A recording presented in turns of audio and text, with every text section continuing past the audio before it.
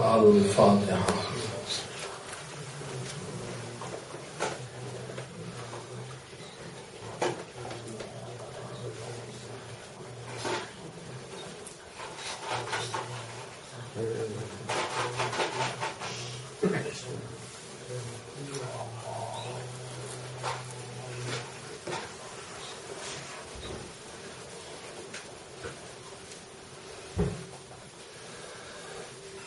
أعوذ بالله من الشيطان اللعين الرجيم.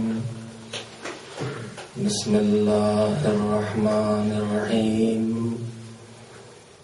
الحمد لله رب العالمين، والعاقبة للمتقين، والجنة للمؤمنين، والنار للملحدين. والصلاة والسلام على سيد الأنبياء والمرسلين، سيدنا ونبينا وشفيعنا أبي القاسم محمد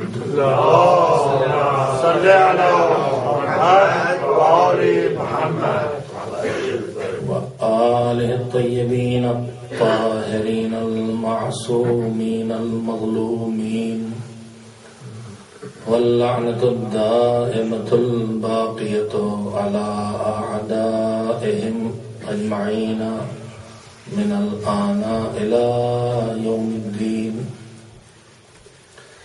أما بعد، فقد قال الله سبحانه وتعالى في كتابه المبين، وهو أصدق الصادقين وقوله الحق. بسم الله الرحمن الرحيم. يا أيها الذين آمنوا لا تقدموا بين يدي الله ورسوله واتقوا الله ان اللہ سمیع علیم. صلوات دیجیے محمد صلی علی محمد وآل محمد. سورہ حجرات کی پہلی آیہ کریمہ ہے، جس کو ان مجالس اور اس سلسلہ مجالس کا موضوع اور عنوان قرار دیا گیا ہے. آیہ کریمہ میں پروردگار عالم دین کے تمام امور اور تمام معاملات میں اور زندگی کے تمام اعمال اور تمام مسائل میں، اور صرف اعمال اور مسائل میں نہیں بلکہ افکار میں، خیالات میں، اور حتیٰ کہ میں عرض کر سکتا ہوں کہ ہماری سوچ کے سلسلے میں بھی اللہ ہمیں یہ طریقہ اور یہ سلیقہ زندگی سکھلا رہا ہے کہ دیکھو، کسی بھی مسئلے میں اللہ اور اس کے رسول سے آگے مت بڑھنا. اور مفسرین نے اسی آیت کے ضمن میں لکھا ہے کہ جو دوسرا پہلو ہے اللہ اور رسول کے احکام سے پیچھے رہ جانے کا، وہ بھی اس آیہ کریمہ میں پیش نظر ہے. میں نے گزشتہ 2 شبوں میں آپ حضرات کے سامنے ان واقعات کا ذکر کیا ہے جو تفسیروں میں اس عنوان سے لکھے گئے ہیں کہ یہ آیت اس واقعے کے بعد نازل ہوئی. مثال کے طور پر پیغمبر کو کسی قبیلے کا مسلمان ہونے کے بعد کسی کو سردار بنانا ہے، یہ کام پیغمبر کا ہے، لیکن کچھ صحابی ایسے تھے جو پیغمبر سے پہلے نام تجویز کر دیتے تھے. اب ظاہر ہے کہ اللہ کی بھی ایک سیاست ہے کہ ہم سے آگے نہ بڑھو تاکہ ہمارا نظام چلے، اور جو آگے بڑھ رہے تھے ان کی بھی سیاست تھی کہ ہمارا آدمی پہلے سے بیٹھا رہے تاکہ جس دن ہم سربراہی ہاتھ پہ لیں اس دن یہ آدمی کام آئے۔ ان میں جو واقعات ہیں، متعدد واقعات ہیں۔ زہد و تقویٰ کے سلسلے میں بھی ایک واقعہ یہ بھی لکھا ہے اسی آیت کی تفسیر میں کہ انسان جب دنیا کے کاموں میں لگتا ہے تو ظاہر ہے کہ وہ پھر عبادت سے، اطاعت سے، اچھے کاموں سے، ان کاموں کے انجام دینے سے جو آخرت میں فائدہ پہنچاتے ہیں ان میں کچھ نہ کچھ رکاوٹ آتی ہے۔ جتنی دیر انسان دکان پہ بیٹھے گا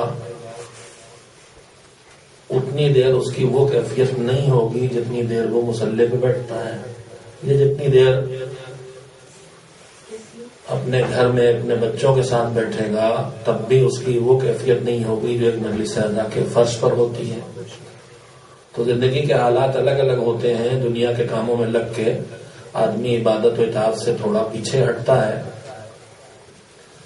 تو روایت یہ کہتی ہے کہ کچھ اصحاب نے پیغمبر کی خدمت میں جا کے تجویز رکھی کہ آپ ہمیں اجازت دیں تو ہم آپ اپنے جسم کو اس طرح سے ناکارہ بنا لیں کہ پھر ہماری اولاد پیدا نہ ہو، تاکہ ہم دنیا داری سے نکل کے صرف دین کے کام میں لگے رہیں، عبادت خدا کریں اور دین کا کام کریں، دنیا داری سے ہٹ جائیں۔ تو پیغمبر نے ان کو سمجھایا کہ یہ کام تمہارے نبی نے نہیں کیا ہے، تمہیں کیسے اجازت مل سکتی ہے۔ اس طرح کے متعدد واقعات ہیں جہاں اپنی اپنی عقل اور اپنی اپنی سمجھ اور اپنے اپنے شعور سے لوگوں نے دین کی حدوں کو پھلانگ کے آگے بڑھ کے زیادہ تقویٰ، زیادہ زہد، زیادہ مثلا دینداری کا مظاہرہ کرنا چاہا ہے اور پیغمبر نے انہیں روکا ہے۔ اور ان سارے واقعات میں جو سب سے احمقانہ مجھے نظر آتی ہے تفسیر میں جو واقعات کا تذکرہ ہے اس میں یہ بات نظر آتی ہے کہ اکثر یہ ہوتا تھا کہ جب کچھ واقعہ گزرے تو بعض اصحاب یہ کہتے تھے کہ اب اللہ کو اس مضمون کی وحی نازل کرنا چاہیے، یعنی ادھر سے وہ اللہ کو الاٹ کرتے تھے کہ وہ ادھر سے بھیجے۔ تو جب یہ حماقتیں بڑھ گئیں اور اللہ اور رسول سے آگے بڑھ کے چلنے کی عادتیں مسلمانوں کی بڑھنے لگیں تب پروردگار عالم نے ایک آیت نازل کی جس کا مقصد یہ ہے کہ ٹھیک ٹھیک دین پر عمل کرنا ہے، نہ اللہ اور رسول سے آگے بڑھنا ہے، نہ اللہ اور رسول اور اہل بیت سے پیچھے رہ جانا ہے۔ ایک صلوات بھیجیں محمد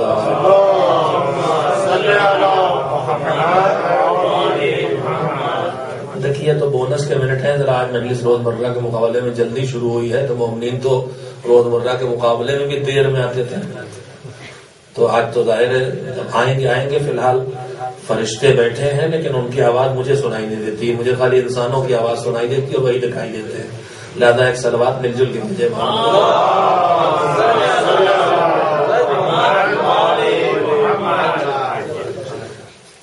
میں نے آپ حضرات کی خدمت میں جو گفتگو شروع کی ہے اس کا مقصد کل اور پرسوں میں 2 دن دوہرا چکا ہوں، آج صرف اختصار کے ساتھ پھر سے یاد دلانا چاہتا ہوں کہ عنوان گفتگو ہے نظام ہدایت، الہی نظام ہدایت۔ اس الہی نظام ہدایت میں جن حصوں سے ہم خوب اچھی طرح واقف ہیں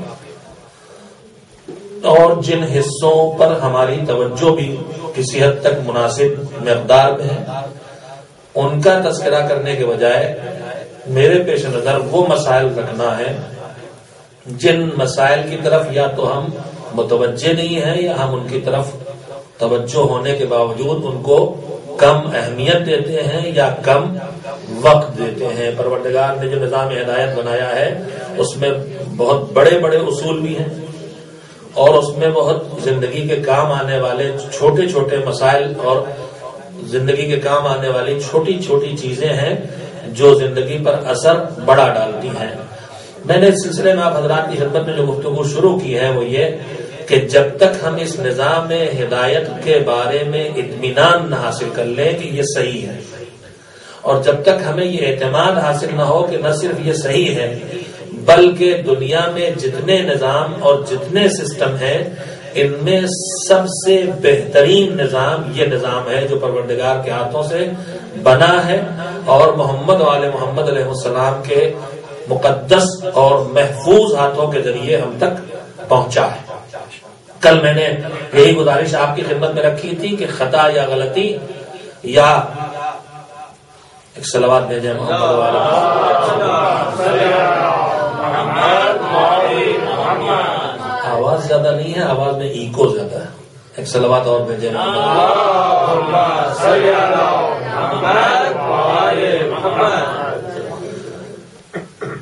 اس پورے نظام کے بارے میں جتنا ہمارا دل مطمئن ہوگا، جتنا ہم اعتماد کریں گے چھوٹے سے چھوٹے مسئلے پر، چھوٹے سے چھوٹے حکم پر، چاہے وہ اخلاقیات سے تعلق رکھتا ہو، چاہے وہ ہماری عملی زندگی سے تعلق رکھتے ہوئے مسائل ہوں، چاہے وہ اصول دین کے مسائل ہوں، ان تمام جگہوں پر مکمل اعتماد حاصل کرنے کے لیے ہمیں ان راستوں پہ سوچنے کی ضرورت ہے جو اس اعتماد میں اضافہ کریں۔ کل میں نے اس سلسلے میں 2 باتیں عرض کی تھی۔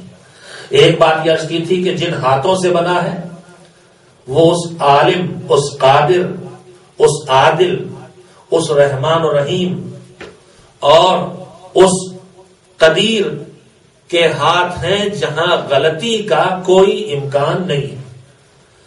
اور یہ دین ان ہاتھوں سے بننے کے بعد جن ہاتھوں سے گزر کے ہم تک آیا ہے وہ اپنے زمانے کے سب سے زیادہ علم والے، اپنے زمانے کے سب سے زیادہ قدرت والے، اپنے زمانے کے سب سے زیادہ سخاوت والے، یعنی بخل ان سے غلطی نہیں کرا سکتا، ان سے حرص اور لالچ ان سے غلطی نہیں کرا سکتی، اپنے زمانے کے سب سے بہادری والے یعنی کمزوری اور باہر کا دباؤ ان سے غلطی نہیں کرا سکتا۔ یہ ساری صفتیں ان میں موجود تھی اور اس سب سے بڑھ کر وہ عصمت والے تھے، اور عصمت بھی کون سی عصمت تھی؟ جو ترک کے اولا کے بوجھ کو برداشت کرنے پر تیار نہیں ہے۔ آج تیسری بات آپ کی خدمت میں عرض کرنا چاہتا ہوں، اللہ کرے کہ میں وہ بات آپ تک پہنچا سکوں۔ دنیا میں جتنے نظام آج تک انسانوں کے لیے بنائے گئے ہیں، چاہے وہ سیاسی نظام ہو، چاہے وہ حکومت کے نظام ہو، چاہے وہ دینی نظام ہو، ان کو بنایا انسانوں نے۔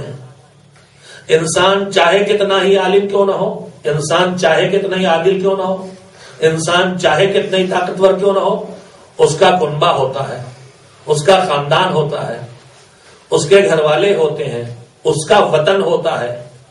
تو جب وہ نظام بنانے کی طرف آتا ہے اور قانون بنانے کی طرف آتا ہے، اور ہم ہر ملک میں دیکھتے ہیں کہ جب کوئی قانون بنتا ہے تو جو حزب اختلاف والے ہیں وہ اس سے ٹکراتے ہیں اور یہی کہہ کے کہ یہ تو اپنے فیور میں بنایا ہے، یہ اپنے فیور میں، اپنے علاقے کے لیے بنایا ہے، اپنے لوگوں کے لیے بنایا ہے، اپنے گروپ کے لیے بنایا ہے، اپنی پارٹی کے لیے بنایا ہے۔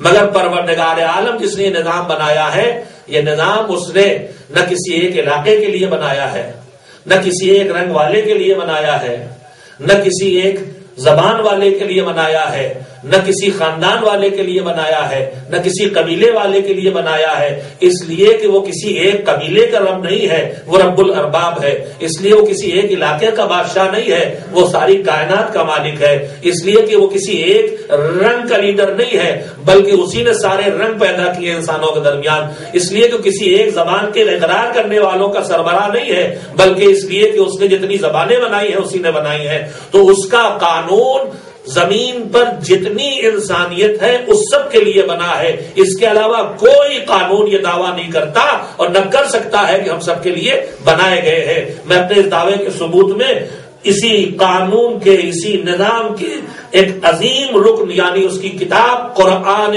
مجید کے ذریعے ثبوت فراہم کروں کہ پروردگار عالم نے یہ پورا جو سسٹم بنایا، اگر وہ ہم سے کہتا ہے نماز پڑھو مثال کے طور پر، اصول دین کو چھوڑ دیجئے، وہ تو ہماری عقل قبول کر رہی ہے، لیکن اس کے بعد ہم سے ڈیمانڈ شروع ہوتی ہے نماز پڑھو، جھوٹ مت بولو، روزہ رکھو، حرام مت کھاؤ، حج کرنے کے لیے جاؤ، مثلا ڈانس مت کرو، تلاوت قرآن کرو، گانا مت سنو، کرو نہ کرو، کرو نہ کرو کے درمیان یہ پورا حکم چلتا رہتا ہے۔ ایسی اخلاقیات میں امانت داری اختیار کرو، خیانت نہ کرو، سچ بولو، جھوٹ نہ بولو، سخاوت کی راہ پر چلو، کنجوسی مت اختیار کرو۔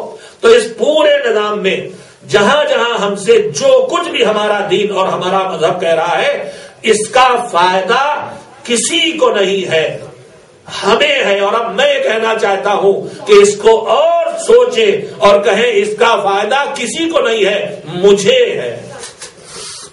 دین کے بارے میں اس یقین تک جس دن ہم آپ پہنچ جائیں کہ دین مجھ سے جو کچھ کہہ رہا ہے اس کا فائدہ مجھے ہے۔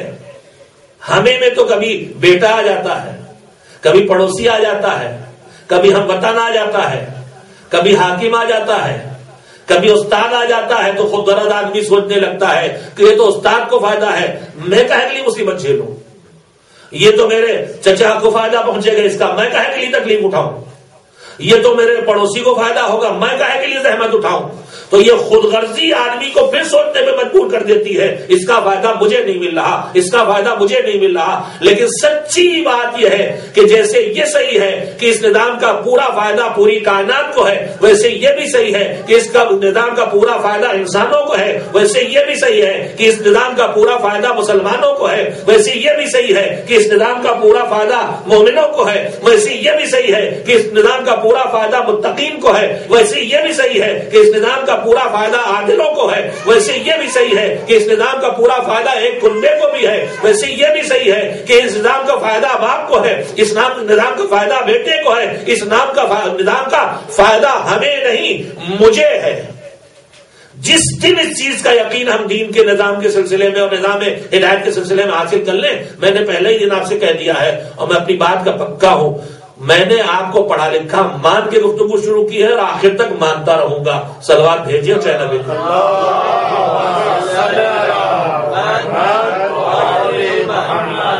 ماشاء اللہ پڑھے لکھے لوگ ہیں، لوگ جاتے ہیں ہلکی پھلکی باتیں سن کے خوش ہو کے چلے آتے ہیں، اب ذرا کچھ دماغ پہ بھی تو بوجھ پڑے، پتا چلے کہ مجلس پڑھنا کس کو کہتے ہیں، تھوڑا مجلس سننے کا بھی مزہ لیجیے۔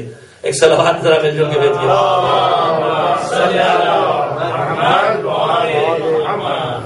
سوال اکثر یہ ہوتا ہے کہ آخر جس نے اتنا کچھ ہمارے کہے بغیر کر دیا، یہ زمین بنا ڈالی، یہ آسمان بنا ڈالا، یہ سورج چاند بنا ڈالا، یہ زمین میں بہتے ہوئے دریا اور پہاڑ اور نہ جانے کیا کیا کر ڈالا بغیر کہے، ہم کو بھی ہمارے کہے بغیر بنا ڈالا۔ اب یہ کیا ہے کہ ہمیں بنانے کے بعد ایک دم سے انداز بدل دیتا ہے، اس سے پہلے تو کبھی کچھ نہیں، اور ہمیں بنایا اب ہم سے مطالبات شروع ہو گئے، یہ کرو اور وہ کرو اور وہ کرو اور یہ نہ کرو اور وہ نہ کرو اور وہ نہ کرو۔ آخر یہ کیا بات ہے؟ تو آئیے قرآن مجید سے پوچھتے ہیں ذرا کہ یہ کیا بات ہے آخر۔ میں نے آپ سے عرض کیا ہے کہ یہ فائدہ اس کا مجھے ہے، مجھے آپ کی خدمت میں یہ بات کرنا اصل میں۔ آئیے قرآن مجید سے سوال کریں، تو قرآن مجید سے ذرا بڑا سوال پوچھا جائے، اپنے بارے میں تو بعد میں پوچھیں گے، پہلے اس پوری کائنات اور اس پوری دنیا کے لیے، یہ جس زمین، یہ آسمان، یہ سورج، یہ چاند، یہ جو کچھ بنا ہے اور جو کچھ اللہ نے بنایا، آپ ان کا توجہ رکھیں، صلوات بھیجے محمد۔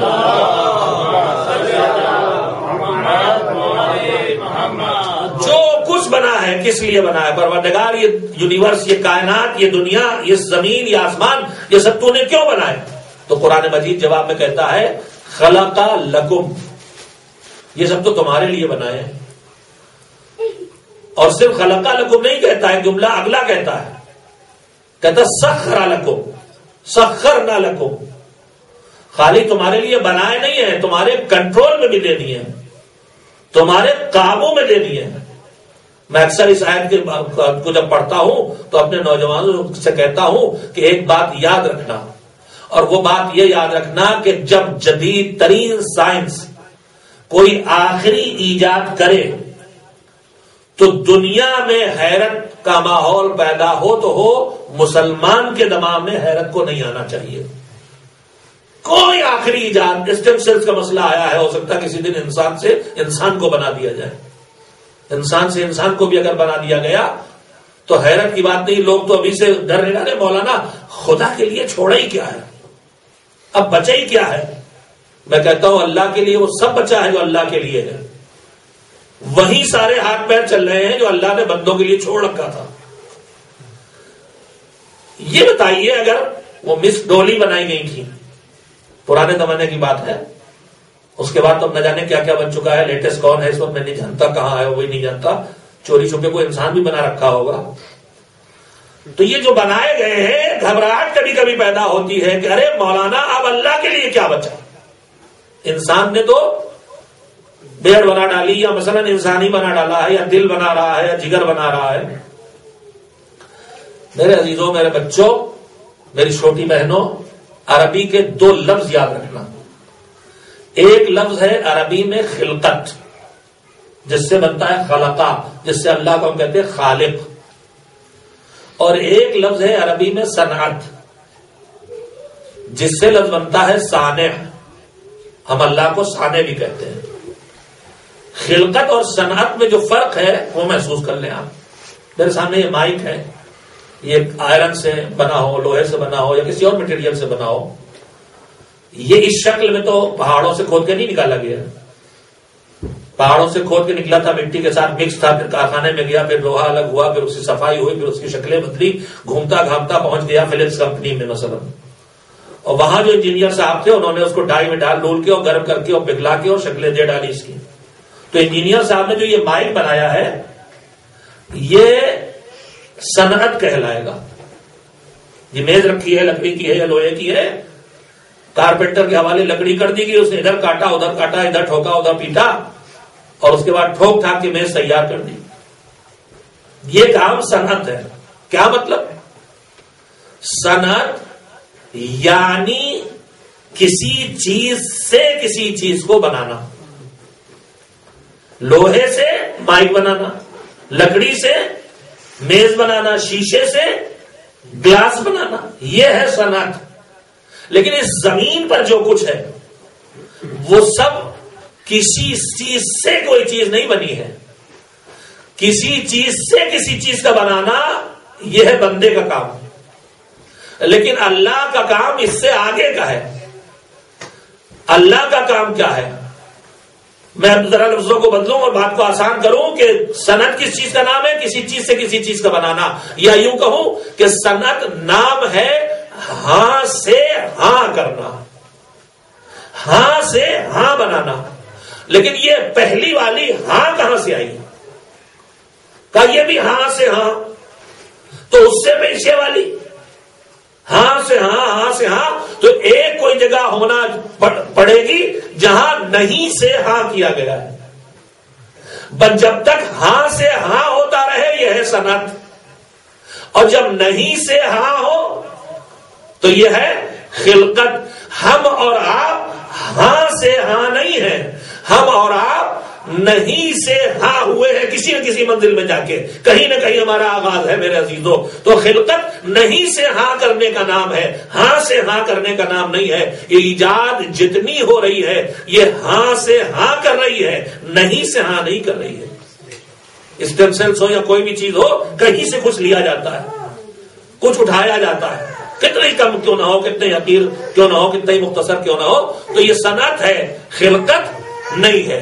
پروردگار عالم کہتا خلق لکم، نہیں تھا ہم نے زمین بنائی، نہیں تھا ہم نے آسمان بنائے، نہیں تھے ہم نے سورج چاند بنائے. یہ نہیں کیا ہے کہ ہم نے یہ آسمان مثلا سورج کسی اور چیز سے بنائے پھر وہ کسی اور. اگر ایسا ہے بھی، مثال کے طور پر اگر یہ زمین سورج کا کوئی ٹکڑا ہے تو ٹھیک ہے، سورج سے زمین بنی ہے، لیکن سورج کہاں سے بنا ہے؟ سورج بھی اگر کہیں سے ٹوٹ کے نکلا ہے تو پھر وہ کہاں سے آیا ہے؟ آخر میں کہیں نہ کہیں نہیں سے ہاں تک پہنچنا پڑے گا. تو یہ تو درمیان میں بات آ گئی تھی میرے عزیزوں. میں کہہ یہ رہا تھا کہ اللہ کہتا خلق لکم اور اس کے ساتھ کہتا سخر لکم، تمہارے قابو میں کیا. میں نے کہا تھا میرے کسی جوان کو حیرت کی ضرورت نہیں کبھی. مجھے یاد ہے جب پہلی مرتبہ چاند پہ قدم رکھا تھا، کیا نام تھا ان کا، گیگرین کیا کچھ، اچھا آرمسٹرانگ تھے، ان کی قوت بازو میں دم زیادہ تھا. تو مجھے یاد ہے کہ اس زمانے میں ہمارے کچھ ملاؤں نے اعلان کیا تھا کہ یہ جھوٹ ہے، ہو ہی نہیں سکتا، یہ تو خدائی میں دخل اندازی. مجھے حیرت ہوتی ہے کہ آدمی اس کو خدائی میں دخل اندازی قرار دے جب وہ کہہ رہا ہے کہ ہم نے تمہارے لیے تمہارے کنٹرول اور قابو میں کر دیا ہے. تو پھر کوئی انکار کرے تو کرے، مسلمان کو انکار نہیں کرنا چاہیے. کیسے کر دیتا ہے انکار؟ ہمارے پاس تو 14 صدیوں پہلے وہ نمونہ موجود ہے کہ زمین پہ کھڑے ہو کہ چاند 2 ٹکڑے آسمان پہ کر دیا ہے. تو جب آسمان پہ 2 ٹکڑے کر دیے چاند کے آج سے 1400 سال پہلے، تو اگر آج آسمان پہ پہنچ گیا کوئی تو کون سا ایسا کمال ہے. تو بہرحال پوری کائنات اللہ نے کس کے لیے بنائی؟ خلقا لکم، تمہارے لیے. اس کے بعد ہم کو کس لیے بنایا پروردگار؟ مشہور آیت روز سنتے آپ، میں نے آیتوں کو خالی جمع کیا ہے نتائج نکالنے کے لیے. آیت یہ ہے بسم اللہ الرحمن الرحیم وما خلقت الجن والانس الا لیعبدون. ہم نے سارے انسانوں اور سارے جنوں کو ایک غرض سے بنایا، اور وہ غرض کیا ہے کہ تم ہماری عبادت کرو. تو ساری کائنات ہمارے لیے، ہم اللہ کی عبادت کے لیے. ٹھیک ہے معبود، ہم اللہ کی عبادت کے لیے ہم کر رہے ہیں عبادت، ہم اللہ کی اطاعت کر رہے ہیں. میں بات اکثر کہتا رہتا ہوں، لہذا تفصیل میں جائے بغیر ایک لفظ دہرانا چاہتا ہوں صرف، اور وہ بھی اپنے جوانوں کے لیے، کہ لفظ عبادت جب آتا ہے ہماری زبان پر تو ہمارے دماغ میں نماز، روزہ، حج، زکات جیسی باتیں آتی ہیں، تلاوت قرآن اور مجلس اعظم جیسی باتیں. لیکن عبادت سے یہ مراد نہیں ہے. عبادت سے مراد ہے حکم خدا کے مطابق اللہ کی مرضی کے لیے زندگی بسر کرنا. اگر اللہ کے حکم کے مطابق ہے اور اللہ کی مرضی کے لیے ہے تو اس عبادت کے لیے مصلی پہ کھڑا ہونا ضروری نہیں ہے. رات کی تاریکی میں ایک بندہ خدا بستر نبی پہ چادر اوڑھ کے سو جاتا ہے اور صبح رضا الہی مل جاتی ہے. یہ بھی عبادت اور عظیم عبادت ہے. عبادت میں یہ شرط نہیں ہے کہ آدمی وہ کرے جو دنیا جسے عبادت سمجھتی ہے، حکم خدا کے مطابق ہو اور اللہ کی مرضی کے لیے ہو. اور اگر عبادت سے مراد خالی نماز، روزہ جیسے کام ہوتے تو اللہ کی خلقت ادھوری کہلاتی. ہمیں بنایا عبادت کے لیے ہے، اور ہم اپنی زندگی کا تھوڑا سا حصہ اس کام میں لگا سکتے ہیں جس کام کے لیے بنایا، اور باقی اس کی تیاری میں. کچھ دیر کھانے میں لگے گی، کچھ دیر کمانے میں لگے گی، کچھ دیر سونے میں لگے گی، کچھ دیر آرام کرنے میں لگے گی. تو اتنا بڑا وقت جب ہم لگا لیں گے تب عبادت کے لائق ہوں گے. اگر وہی عبادت مراد ہے، نماز روزہ مراد ہے، تو اس کا مطلب یہ مشین اچھے ڈیزائن نہیں ہوئی. اس کا مطلب اگر کوئی موٹر کار بنائے اور کہے کہ صاحب 24 گھنٹے میں بس 4 گھنٹے تو یہ سڑک پہ چلے گی اور 20 گھنٹے اس کی سروس، دھلائی ہوگی اور صفائی ہوگی اور رنگائی ہوگی اور پتائی ہوگی اور گرم کی جائے گی اور ٹھنڈی کی جائے گی اور گریس لگائی جائے گی اور یہ ہوگا وہ ہوگا، اس کی تیاری میں لگیں گے، تو ہر آدمی کہیں گے یہ کون سی گاڑی بنائی؟ جس مقصد سے بنایا ہے اس کام کو ہر وقت کرنا چاہیے. تو مالک نے اگر ہمیں عبادت کے لیے بنایا تو اس کا مطلب یہ ہوا کہ ہم اپنی زندگی پوری کی پوری اللہ کی راہ میں اس طرح خرچ کر سکے کہ زندگی کا ہر لمحہ عبادت بن سکے. ہم کس لیے بنائے گئے؟ عبادت کے لیے. جلدی سن لیں، میں نے بات کو زیادہ پھیلا دیا. مالک عبادت کر لی ہم نے، اب کیا ہوگا؟ پھر آواز دیتا یا ایھا الناس اعبدوا ربکم الذی خلقکم والذین من قبلکم لعلکم تتقون. اے انسانوں عبادت کرو، کس کی؟ اپنے رب کی. کون رب؟ الذی خلقکم، جس نے تم کو پیدا کیا، والذین من قبلکم، تمہیں کو نہیں جو تم سے پہلے گزرے سب کو پیدا کیا. کریں گے عبادت، پھر لعلکم تتقون، تاکہ تمہارے اندر تقوی پیدا ہو جائے. میں کائنات کس لیے؟ عبادت کے لیے. عبادت کس لیے؟ تقوی کے لیے. اچھا تقوی پیدا ہو گیا، پھر کیا ہوگا؟ تقوی پیدا ہو گیا تو کیا ہو جائے گا؟ مالک کیا ہو جائے گا؟ تقوی پیدا ہو جائے گا. کہ سنو، پھر آواز دیتا ہے. چوتھی آیت کیا کہتی ہے؟ فاتقون یا اولی الالباب، اے صاحبان عقل تقوی اختیار کرو. ابھی نتیجہ سنانے سے پہلے آپ کے ذہنوں کو متوجہ کرنا چاہتا ہوں، اگر آپ متوجہ ہو جائیں.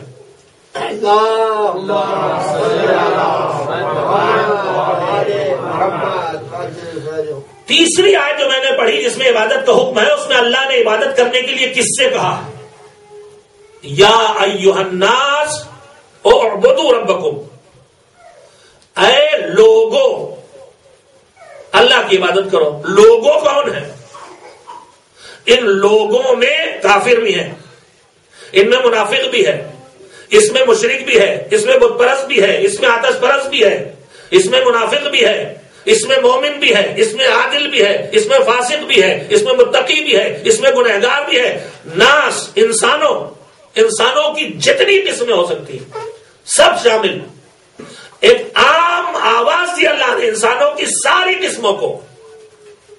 کون سی قسمیں جو میں نے آپ کے سامنے گنائی وہ، اور ان سے آگے بڑھیے. اس میں علم والے بھی، اس میں جاہل لوگ بھی، اس میں بہادر بھی، اس میں کمزور بھی، اس میں سمجھدار بھی، اس میں ناسمجھ بھی، فہرست بڑھتی چلی جائے گی. انسانوں کی جتنی قسمیں ہو سکتی ہیں سب سے اللہ کے راہ عبادت کرو، ایک عام حکم ہے. لیکن چوتھی آیت جو میں نے آپ کے سامنے پڑھی، اگر اس کے لفظوں پہ آپ توجہ دیں تو اس میں انسانوں کی ساری قسمیں چھوڑ کے خالی ایک خاص قسم کے انسانوں کا نام لے کے کہا ہے تقوی اختیار کرو. عبادت کا حکم سب کو دیا ہے مگر تقوی کا حکم سارے انسانوں کو نہیں دیا. فَاتَّقُونِ یا اُولِي الْأَلْبَابِ، اے عقل والو تقوی اختیار کرو. اس کا مطلب قرآن کی روشنی میں تقوی صرف وہ اختیار کرتے ہیں جو عقل والے ہوتے ہیں، اور تقوی عقل مندوں کی پہچان ہے. جو عقل مند نہیں ہے وہی تقوی کا دامن چھوڑا کرتے ہیں. ایک صلوات مل جل کے بھیجیں.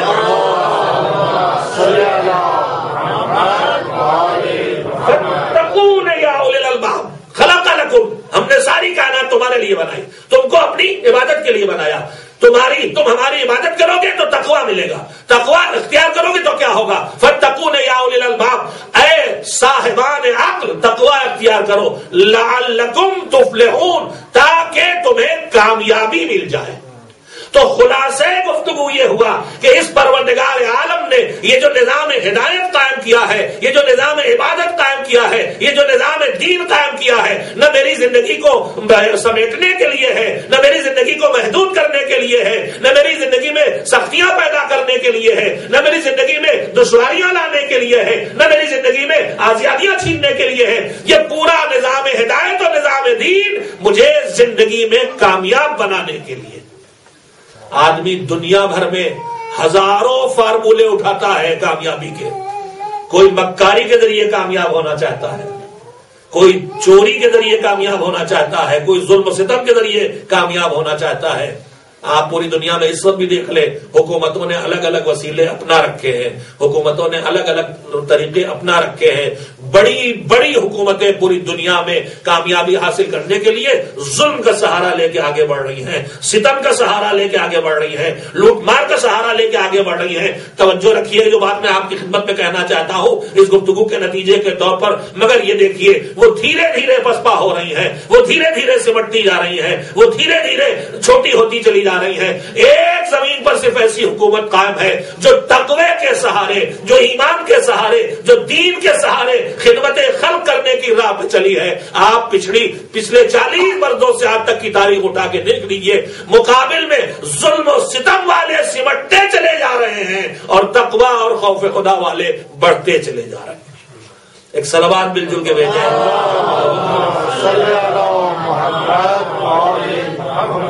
جتنا یہ یقین اور اعتماد ہمارے اندر مضبوط ہوگا کہ ہم اللہ کے نظام ہدایت کو قبول کر کے اور اس کے ایک ایک حکم کو مان کے اور اس کے ایک ایک حکم پہ عمل کر کے فائدہ ہم کو پہنچنا ہے، اس لیے کہ حکم ہمارے لیے آیا ہے.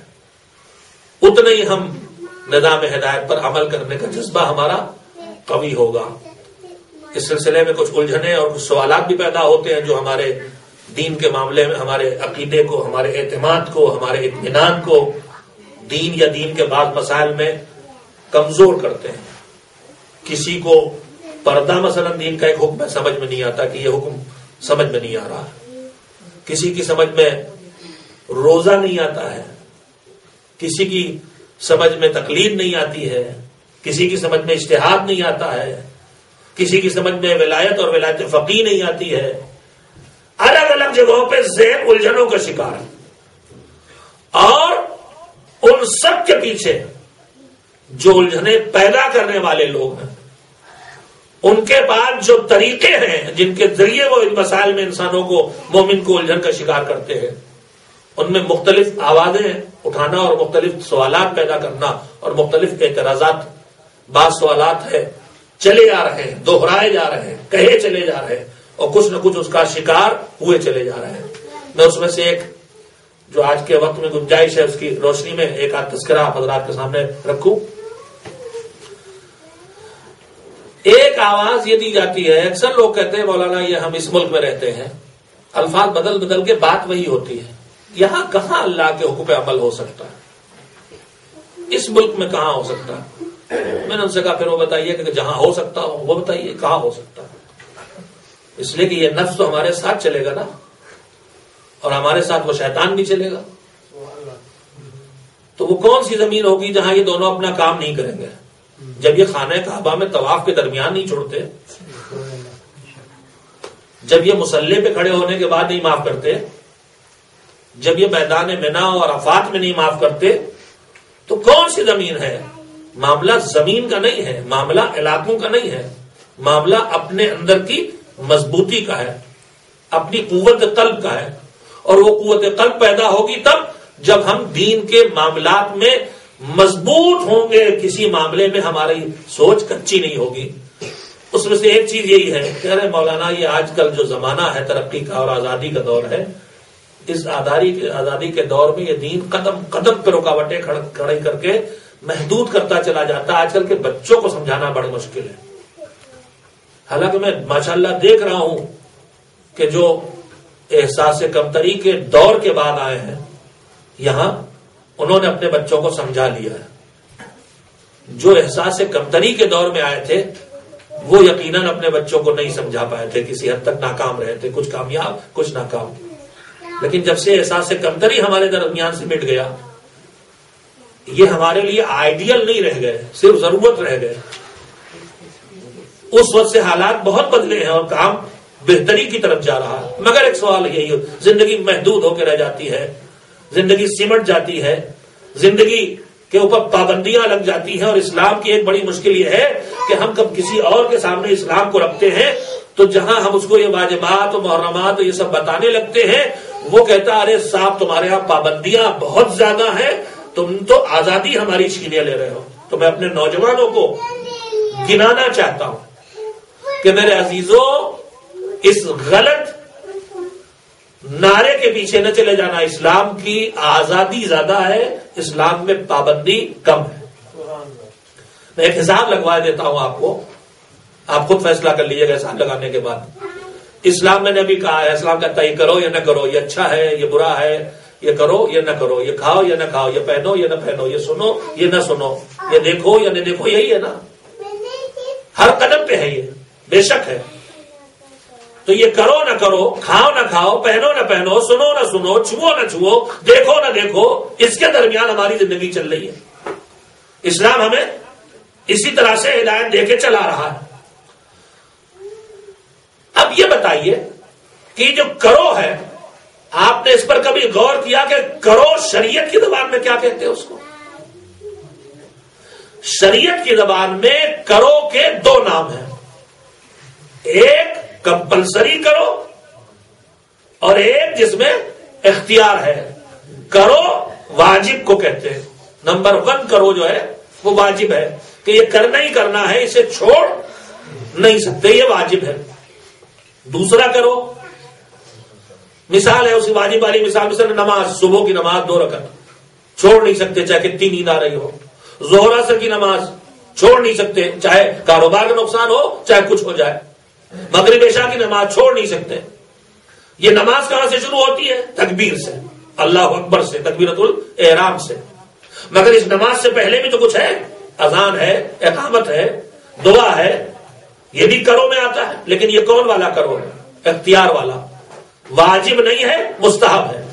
چاہے تو اذان کہے چاہے نہ کہے، چاہے تو اقامت کہے چاہے نہ کہے. وقت نہیں ہے نہ اذان نہ اقامت. دین اللہ نے اسی طرح ڈیزائن کیا ہے کہ ہر حالت کے لیے سوٹیبل ہو.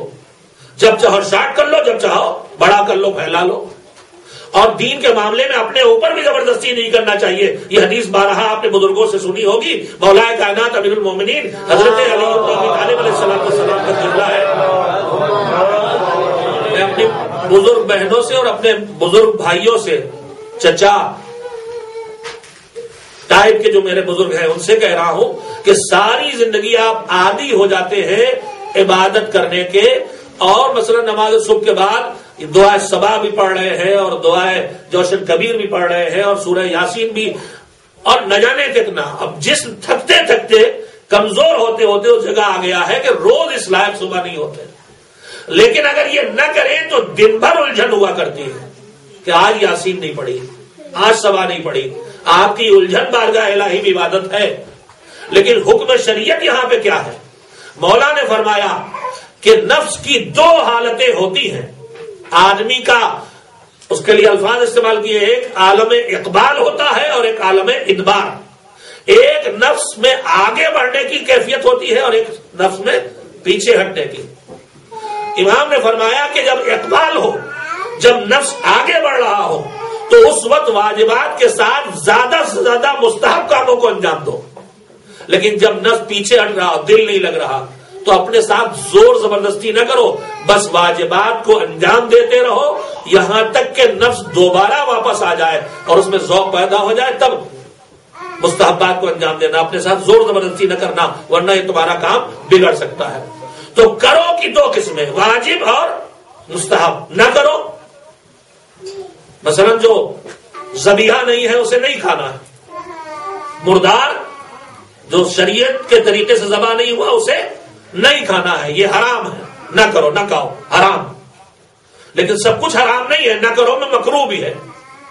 بعض چیزیں جانور کے بدن سے بھی نکلتی ہیں، وہ حرام نہیں ہے، مکروہ ہے.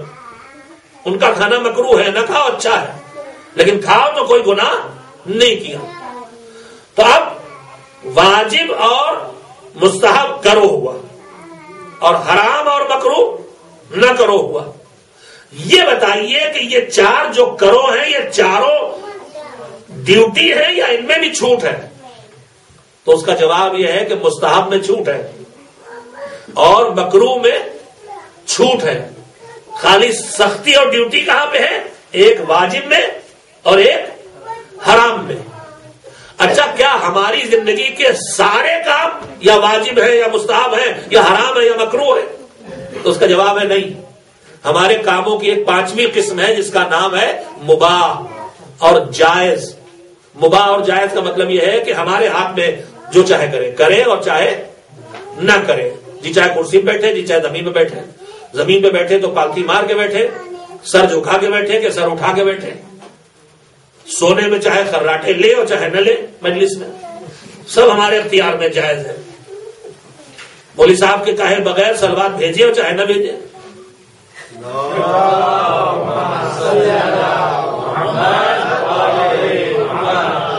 ہماری زندگی کے نہ جانے کتنے کام ہیں جو نہ واجب ہے، نہ مستحب ہے، نہ حرام ہے، نہ مکروہ ہے.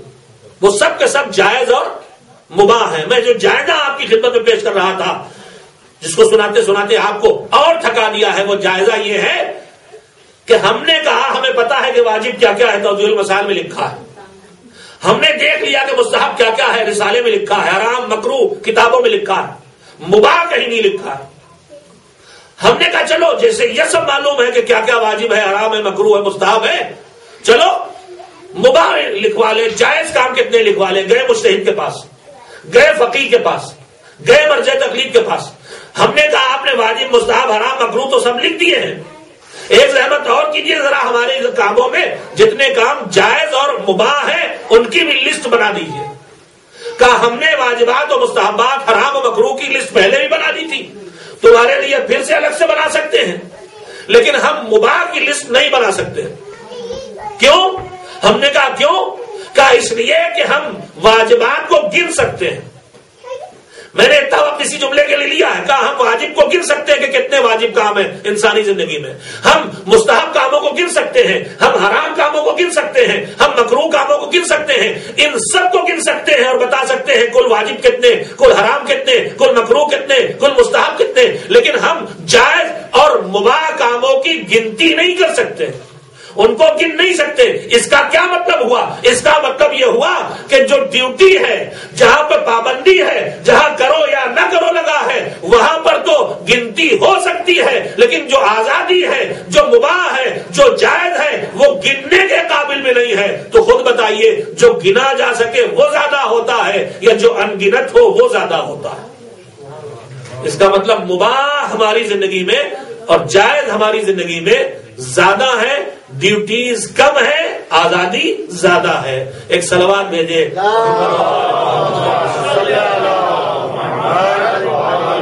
امام خمینی رحمۃ रहमतुल्लाह अलैह की हयात में भी कहीं से सवाल उठा होगा कि जिंदगी महदूद हो जाती है मजहब के हाथों, आदमी पाबंद हो जाता है, घिर जाता है, एक चार दीवारी के अंदर ढकेल दिया जाता है। तो उन्होंने जो जुमले, कीमती जुमले फरमाए थे, जो मेरी याददाश्त में जितने हैं, मैं 2 जुमले उनकी आपकी खिदमत में नकल करता हूं और इसी पर इस वक्त आज की गुजारिश कर। उन्होंने फरमाया, जो किसी तहरीर में भी है, कि मजहब और दीन इंसानी जिंदगी को महदूद नहीं करता है, मजहब और दीन इंसानी जिंदगी को महफूज करता है। महदूद होना और है और महफूज होना और है। एक चार दीवारी जेल में होती है और एक चार दीवारी घर में होती है। घर की और जेल की चार दीवारी में फर्क क्या होता है? जेल की चार दीवारी कैदी को महदूद करके रख देती है, लेकिन घर की चार दीवारी घर वालों को महदूद नहीं करती है, बल्कि महफूज करती है। सर्दी और गर्मी से महफूज करती है, चोर और डाकू से महफूज करती है। तो जेल की चार दीवारी नहीं है दीन की हदें, दीन की पाबंदियां उस घर की चार दीवारी हैं जो अपने अंदर बसने वालों की हिफाजत करके उन्हें पनपने का मौका दे। ये दीन है।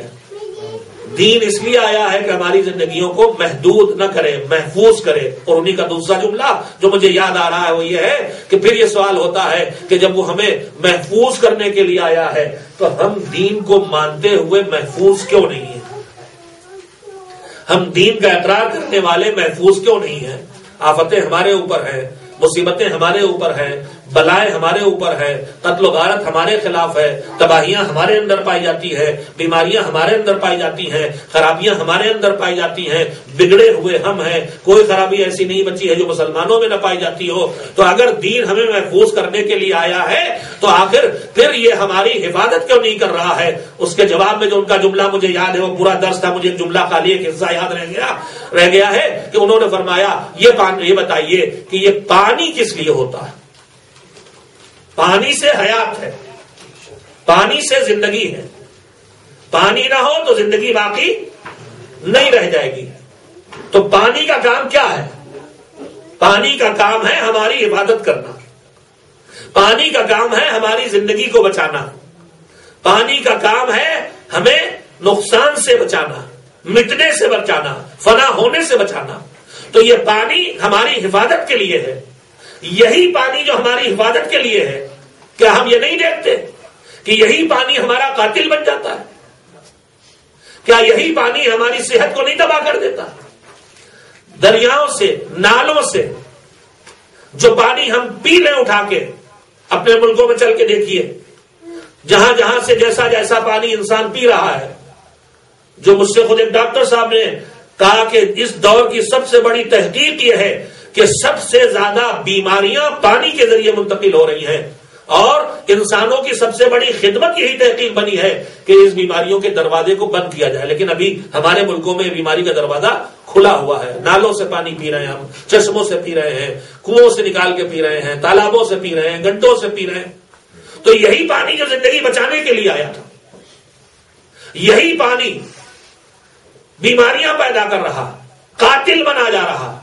तो पानी तो वही पानी है, यह कातिल क्यों बन गया? क्या ये हमारी हिफाजत करने आया था? हमारी हिफाजत करता बशर्ते कि हमने इसकी हिफाजत की होती, इसे जरासीम से बचाया होता, इसे बीमारियों की गंदगी से बचाया होता। चूंकि हमने पानी को मिलावट से नहीं बचाया, लिहाजा ये मिलावटी पानी हमारी जिंदगी का कातिल बन गया। ये दीन हमारी हिफाजत के लिए आया है, ये दीन हमारी हिफाजत करेगा, मगर तब करेगा जब इस दीन को हम खालिस इलाही दीन रखेंगे, जब इस दीन में रस्म और रिवाज शामिल हो जाएंगे, जब इस दीन में इलाकाई चीजें शामिल हो जाएंगी, जब इस दीन में जाती पसंद और नापसंद शामिल हो जाएगी, तो ये मिलावटी दीन हमारी मदद नहीं कर सकता, ये मिलावटी दीन हमारी हिफाजत नहीं कर सकता। हमें अपनी जान बचाना है तो हमें अपने दीन को खालिस रखना होगा। एक सलवात भेजे।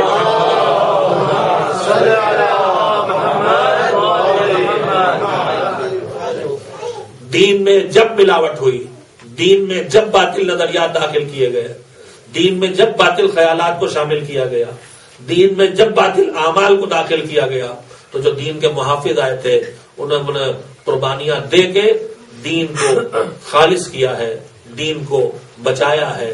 وفات پیغمبر کے بعد مسلسل 30 سال سے تک دین میں جب ملاوٹیں حد سے آگے بڑھ گئیں تو مولا علی نے مسجد کوفہ میں سر پہ ضربت کھا کے اس دین کو اپنا خون دے کے بچایا۔ پھر حسن مجتبیٰ نے کلیجے کے 72 ٹکڑے تشت میں اگل کے اس دین کو بچایا۔ اور اس کے بعد جب دین پر بڑی تباہی تھی اور بڑا حملہ تھا اور دین میں کچھ باطل ملا کے دین میں ملاوٹ نہیں کی جا رہی تھی بلکہ پورا دین مٹایا جا رہا تھا، پورے دین کو تبدیل کیا جا رہا تھا، دین کی سچائی کا انکار ہو رہا تھا، خلیفہ وقت دعوے دار خلافت تخت خلافت پہ بیٹھ کے کہہ رہا تھا، نہ کوئی وحی نہ آئی تھی، نہ کوئی فرشتہ آیا تھا، یہ تو معاذ اللہ ایک کھیل تھا جو محمد نے یہ کھیل کھیلا تھا۔ ان حالات میں حسین اٹھے تھے اور اپنے ساتھ ایک ایسا لشکر لے کے اٹھے تھے جیسا لشکر نہ اس سے پہلے کبھی دیکھنے کو ملا نہ اس کے بعد کبھی دیکھنے کو ملا۔ حسین نے اپنے اس لشکر کے 2 ٹکڑے کر دیے، ایک گردن کٹا کے کربلا کے دشت میں سو جانے والے اور ایک قیدی بن کے کوفہ اور شام کے بازاروں سے گزر کے پیغام حق پہنچانے والے۔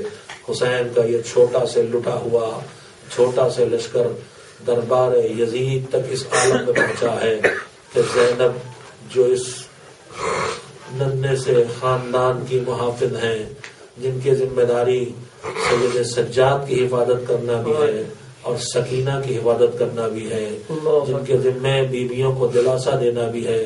ایک منزل وہ آئی ہے جب علی کی بیٹی سے کہا گیا تمہیں ننگے سر دربار یزید میں چلنا پڑے گا، اٹھے ہوئے ہاتھ بددعا کے لیے بھتیجے کی آواز پہنچی اور کانوں میں صدا پہنچی، میری پھوپھی اماں بڑی زحمتیں اٹھائیں، بڑی قربانیاں دی، بڑی مصیبتیں جھیلی، ایک مرحلہ امتحان اور باقی ہے پھوپھی اماں۔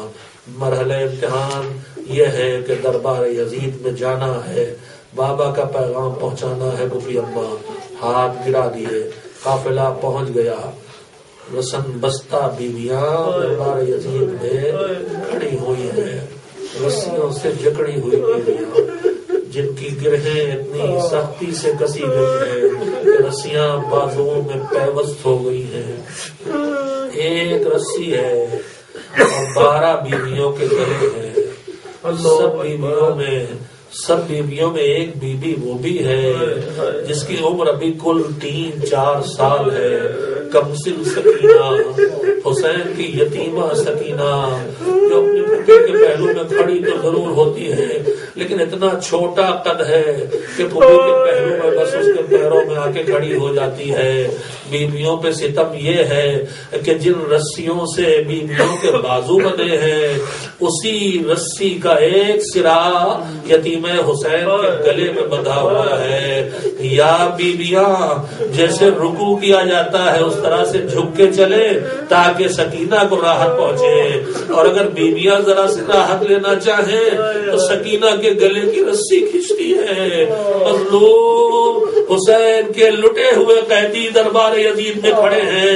یزید کی نگاہ اٹھی، دیکھا ایک کمسن بچی کھڑی ہے، گلے میں رسی بندھی ہے، ایک چہرہ ہاتھ پہ رکھے، ایک ہاتھ چہرے پہ رکھے ہے، ایک ہاتھ گلے پہ رکھے ہے۔ اس نے آواز دی کون ہے؟ کسی نے کہا یہ حسین کی بیٹی سکینہ ہے، حسین کے سینے پہ سونے والی۔ جب تک سوئے نہ حسین کو نیند نہیں آتی تھی، ایک مرتبہ یزید نے وہیں سے آواز دی سکینہ سکینہ، یہ ایک ہاتھ گلے پہ کیوں ہے، ایک ہاتھ چہرے پہ کیوں ہے؟ کہا ظالم کیوں پوچھتا ہے؟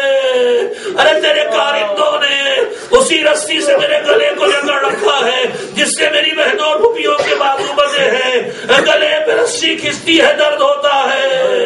ظالموں نے سر سے رضا چھین لی ہے، اس لیے اپنے ہاتھ سے چہرے کو چھپائے ہوں۔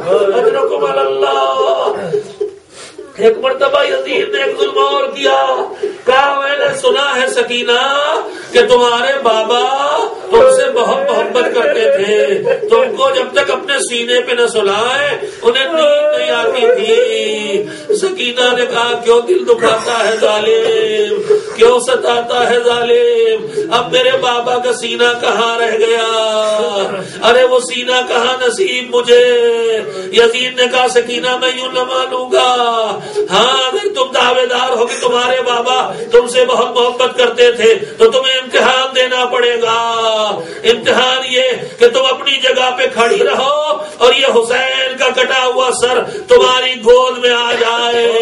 ایک مرتبہ یتیم حسین نے ہاتھ اٹھائے، ارے میرے بابا ظالم تمہاری محبت کا امتحان لے رہا ہے، بابا بابا اپنے سینے پہ سلانے والے بابا آ جاؤ، بابا میری گود میں آ جاؤ بابا۔ ایک بار دنیا نے دیکھا دشت سے سر حسین بلند ہوا، ننھی سی یتیمہ کی گود میں آ گیا، ارے سکینہ نے منہ پہ منہ رکھا، بابا جب تم مارے گئے بابا سروں سے ردائیں چھن گئی، بابا بازوؤں میں رسن بندھی، بابا پشت ہتھیاروں سے زخمی، بابا رخساروں پر تماچوں کے نیلگوں نشان، وَسَيَعْلَمُ الَّذِينَ ظَلَمُوا أَيَّ مُنقَلَبٍ يَنقَلِبُونَ أَلَا لَعْنَةُ اللَّهِ عَلَى الْقَوْمِ الظَّالِمِينَ۔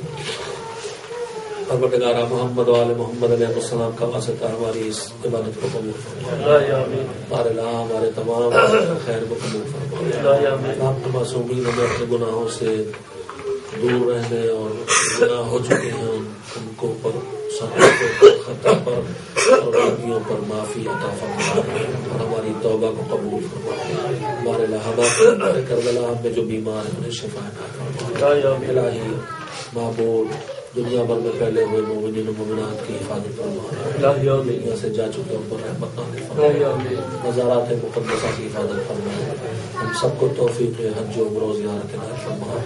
بارہ دین کے محافظ علماء کی حفاظت فرما، بارہ مراجع تقریر کی حفاظت و حمایت فرما، مالک رہبر اسلامی کی حمایت و حفاظت فرما، ان کو طول عمر عنایت فرما، بارہ انقلاب اسلامی کی حفاظت فرما، ظالموں کی سازشوں کو ناکارہ بنا، زمانے کے مولا کے حکم عنایت فرما، ہم سب کو ان کے انصار و اعوان میں شامل ہونے کے لیے ماتم حسین۔